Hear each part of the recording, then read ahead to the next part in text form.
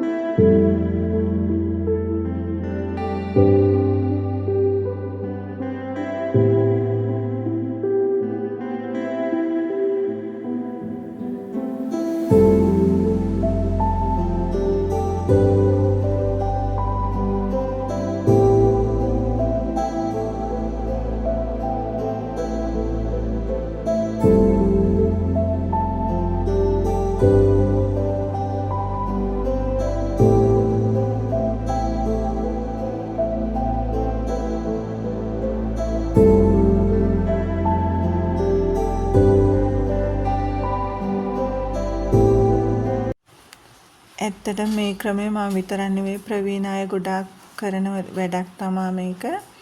ඒකෙන් මලේ පැහැය මුල් පද්ධතිය පාත්‍රවල කහ පාට නැති ගතිය ලස්සනට හදාගන්න පුළුවන්. ඒක පොහොරක් වගේමත් ගහට මේ එහෙම කහට යවපුවාම ගහට පොහොරක් වගේ මේ ලැබෙනවා. මේ ඉතින් කැල්සියම් නයිට්‍රේට් දාලා තමයි මම පොල් එළි වල කහට යවන්නේ. මේ මම පැකට් එක කඩලා බෝතලයකට දාලා ගබඩා කරගෙන තියාගෙන තියෙන්නේ හුලං වදින නිසා.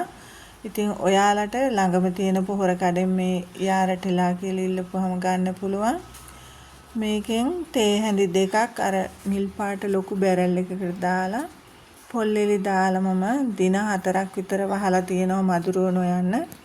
එහෙම වහලා තියලා පෙරලා ඊට පස්සේ දවස් දෙපාරක් සෝදලා හොඳටම අවුවේ වේලලා ගබඩා කරලා තියලා තමයි මම පැල හදන්නේ. ඉතින් බලන්නකො පැල ලස්සනට තියෙනවා. ඔයාලත් මේ ක්‍රමේ කරලා බලන්න.